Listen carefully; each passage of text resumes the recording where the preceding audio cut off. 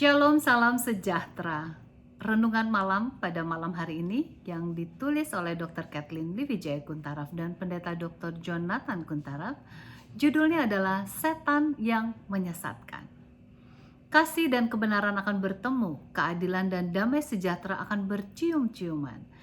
Mazmur 85 ayat 10. Dalam berbagai video yang beredar sekarang ini, banyak pandangan yang menunjukkan bahwa keselamatan hanya oleh sebab kasih karunia. Sebab itu hukum Allah tidak lagi diperlukan. Banyak yang tidak menyadari bahwa ini merupakan usaha setan yang menyesatkan manusia. Faith and Works halaman 30 dan 31 menuliskan adalah pekerjaan setan yang menyesatkan di mana kematian Kristus yang memberikan kasih karunia mengambil tempatnya hukum Allah. Kematian Yesus tidak mengubah atau membatalkan maupun mengurangi sedikit pun dari 10 hukum Tuhan itu. Justru karunia yang besar itu dikorbankan bagi manusia melalui darah juru selamat untuk menegakkan hukum Allah.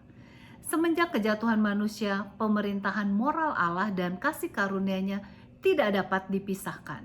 Dua hal ini senantiasa berjalan bersama-sama. Sebagaimana yang dikatakan dalam ayat inti di atas bahwa kasih dan kebenaran akan bertemu, keadilan dan damai sejahtera akan bercium-ciuman. Yesus pengganti kita, setuju untuk menanggung akibat dosa dari pelanggaran hukum Allah.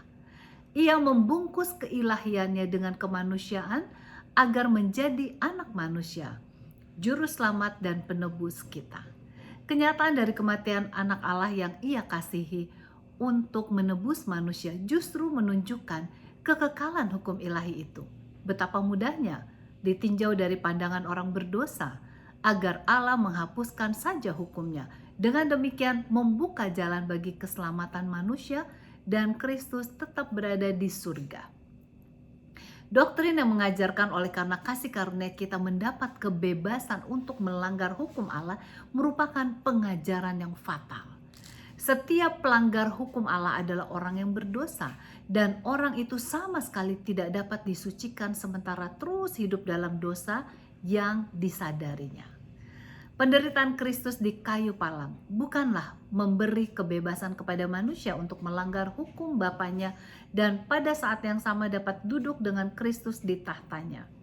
Adalah melalui kebaikannya dan pengalaman pertobatan, maka iman seseorang berdosa dapat memiliki pengampunan serta kuasa untuk hidup dalam penurutan.